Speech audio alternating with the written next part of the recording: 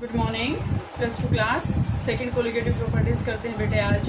और लास्ट का जो है डिप्रेशन इन फ्रीजिंग आपके पास क्या था, relative lowering of vapour pressure, उसका एक न्यूमेरिकल करेंगे और इसको जो है कंटिन्यू करेंगे।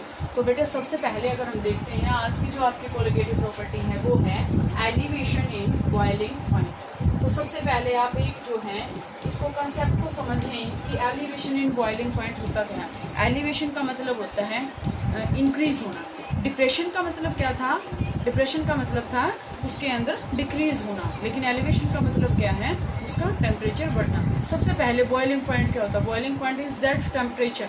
आपने डेफिनेशन सुनी है ना कि boiling point is that temperature, ठीक है। तो इसका मतलब क्या है, यहाँ पे हम टेम्परेचर का ही करेंगे। हमने वेपर प्रेशर में क्या किया था, वेपर प्रेशर को ही किया था। अब यहाँ पे हम टेम्परेचर को लेंगे। तो टेम्परेचर को लेने के बाद हम क्या करेंगे, तो आपके पास टेम्परेचर जो है एलिवेशन ऑफ बॉइलिंग पॉइंट का मतलब है एक हम लेंगे प्योर सोलवेंट, और सोलवेंट के अंदर अगर हम एक सोल्यूट डाल देंगे तो उसका टेम्परेचर इंक्रीज करना पड़ेगा उसके बॉइलिंग पॉइंट तक जाने के लिए। क्योंकि देखो प्योर अगर उसका जो है इसका प्योर सोलवेंट अगर हम लेंगे तो वो जल्दी बॉयल हो जाएगा, लेकिन जैसे ही हम उसके अंदर एक सोल्यूट डाल देंगे तो हमें उसको और इंक्रीज करना पड़ेगा, हमें और टेम्परेचर उसको जो है देना पड़ेगा। तो देना पड़ेगा तो इसका मतलब क्या है, तो यहाँ से आपके पास क्या आएगा कि एलिवेशन इन बॉइलिंग पॉइंट का यही है कि उसके अंदर जो है हमें टेम्परेचर को इंक्रीज करना पड़ेगा। तो आपके पास क्या है बेटे यहाँ से कि जो प्योर सोलवेंट का जो टेम्परेचर है ना वो तो लोअर होएगा क्योंकि वो तो जल्दी बॉयल हो जाएगा, लेकिन जैसे ही हम उसके अंदर कोई भी सोल्यूट डाल देंगे तो सोल्यूट के मॉलिक्यूल्स को तोड़ने के लिए हमें वो टेम्परेचराइज करना पड़ेगा। मीन्स सोलवेंट का जो टेम्परेचर है, बॉइलिंग पॉइंट है, बॉइलिंग पॉइंट टेम्परेचर ही होता है, बॉइलिंग पॉइंट क्या है, लोअर है, लेकिन जो सोल्यूशन है उसका बॉइलिंग पॉइंट क्या है, हाइयर है। तो बेटे इसको करने से पहले हम ग्राफ देखते हैं। ग्राफ में अगर आपके पास यहाँ से अगर यहाँ पे आपको रिफ्लेक्शन दिख रहा है तो मैं यहाँ पे आपके पास बना के दिखा रही हूँ। मैंने यहाँ पे ये ले लिया, ठीक है। ये आपके पास है वेपर प्रेशर और ये आपके पास है टेम्परेचर। अब अगर हम इसको यहाँ से ऐसे करेंगे, हमने ऐसे बॉक्स बना लिया, यहाँ पे ये जो है आपके पास सोलवेंट का है और आपके पास ये जो है ये सॉल्यूशन का है। मतलब ये आपके पास है सोलवेंट, प्योर सोलवेंट का, और ये आपके पास है सॉल्यूशन का। ये आपके पास है TB और ये है T0B, और ये जो इसके बीच में गैप ये है डेल्टा TB, ठीक है, डेल्टा TB। तो यहाँ से बेटा आपको क्लियर हो जाएगा कि हम इसको कैसे करेंगे। और मैंने यहाँ पे बना भी रखा है कि वेपर प्रेशर यहाँ से है, ये सॉल्यूशन है, ये सोलवेंट है, ये सॉल्यूशन है, ये इसके अंदर चेंज है। तो सबसे पहले हम करते हैं elevation of boiling point when we add any solute to the solvent. तो यहाँ से एक और मैं आपको पहले ही बता दूं तो बेटा यहाँ पे आपके पास मोलैलिटी आएगी। मोलैलिटी आपके पास क्या होती है, number of moles of the solute dissolved इन पर लीटर ऑफ द सोलवेंट, यही था। तो यहाँ से आपके पास देखो T0B, मैंने अभी बताया T0B क्या है, boiling point of pure solvent. T0B, note जहाँ आ जाए इसका मतलब वो प्योर है। प्योर क्या है, सोलवेंट है, क्योंकि सोल्यूशन बन जाएगा तो इसके अंदर हमने क्या डाल दिया, सोल्यूट डाल दिया।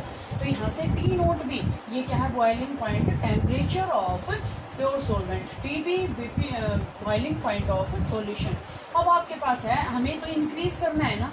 देखो लास्ट में हमने डिप्रेशन में क्या किया था, रिडक्शन मीन्स डिक्रीज, लेकिन यहाँ तो एलिवेशन होना है, हमें तो टेम्परेचर राइज करना पड़ रहा है, तो हमें करना इंक्रीज।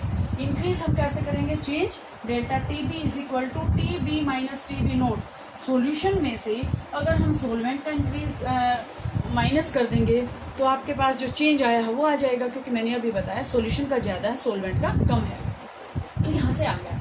अब जो आपके पास है, ध्यान से देखो बेटा, कितना टेम्परेचर हमें राइज करना पड़ेगा, कितना करना पड़ेगा, जितने हमने नंबर ऑफ मोल डाले हैं।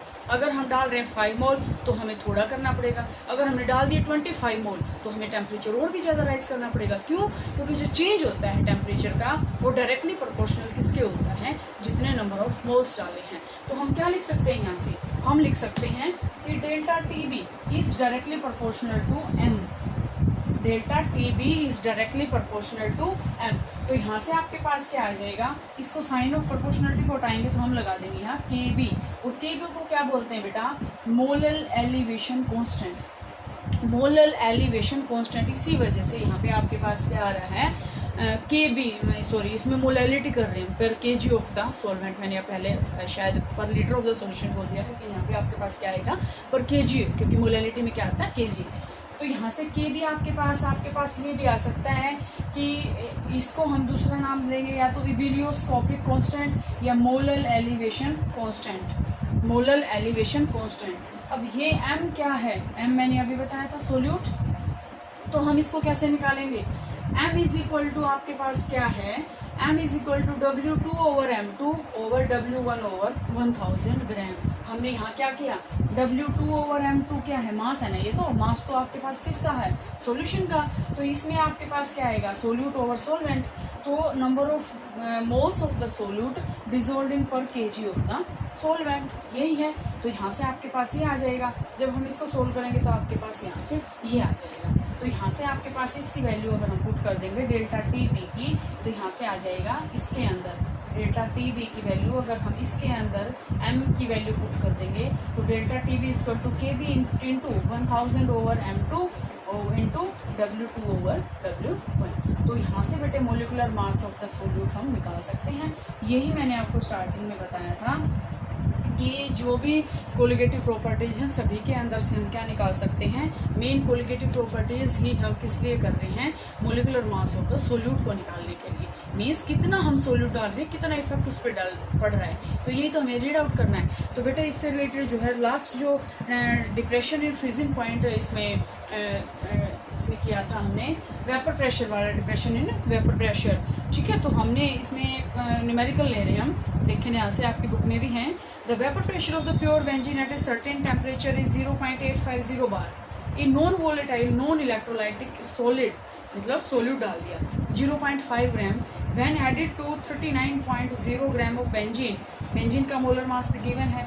Vapour pressure of the solution is then, पहले इतना था, उसके बाद सोलवेंट प्योर का भी दे दिया, W1 भी दे दिया, W2 भी दे दिया, M2 भी दे दिया, M1 भी दे दिया, M2 निकालना है, वैल्यू हम पुट कर देंगे। आपके पास यहाँ से क्या आएगा, ध्यान से देखें, ये आई थिंक आपको समझ में आया है, इसको मैं एक बार दोबारा से बता देती हूँ। और इसको करने से पहले देखो P1 नोट आपके पास क्या गिवन है 0.850 बार, और P आपके पास क्या है सॉल्यूशन का 0.845 बार, M1 ये है, W2 ये है, W1 ये है, सारी वैल्यू पुट कर दो, M2 की वैल्यू सारी आ जाएगी आपके पास, नो प्रॉब्लम। तो बेटा यहाँ तक आप इसको करें, एक बार इसको दोबारा से करवा रही हूँ मैं। P note B boiling point of solvent, pure solvent, ये सॉल्यूशन। अब इंक्रीज करेंगे तो हम क्या करेंगे, सॉल्यूशन में से सॉल्वेंट का घटाएंगे, तो यहाँ से आपके पास क्या आ गया TB माइनस TB नॉट। अब आपको देखा चेंज किसके इक्वल आया, जितना हमने सोल्यूट डाला है, तो ये हो गया मास, ठीक है, मास के, मास किसका, सॉल्यूशन का। तो यहाँ से आपके पास क्या आएगा Kb इंटू M क्या है, सॉरी Kb क्या है, मोलर एलिवेशन कांस्टेंट, क्या हम बोलते हैं इसको, इबिलियोस्कोपिक कांस्टेंट। यहाँ से मोलैलिटी आएगी, इसकी वैल्यू पुट कर देंगे तो यहाँ से आपके पास ये आ जाएगा, ये आपको W2 M2 molar mass of the solute निकालना आएगा, तो आपके पास ये हो जाएगा। तो थर्ड जो है वो नेक्स्ट में करेंगे, यहाँ तक आप इसको लिखें। और साथ साथ बेटे ये आपसे एक सजेशन भी है, रिक्वेस्ट है, या मतलब ये मान लो कि टीचर का एक ऑर्डर है आपको कि साथ साथ इसके न्यूमेरिकल करें, क्योंकि बहुत इंपॉर्टेंट यूनिट है, न्यूमेरिकल्स इसके आते हैं, तो इसके न्यूमेरिकल्स भी करें और उसको साथ साथ अपनी फेयर नोटबुक के अंदर भी आप कर लें।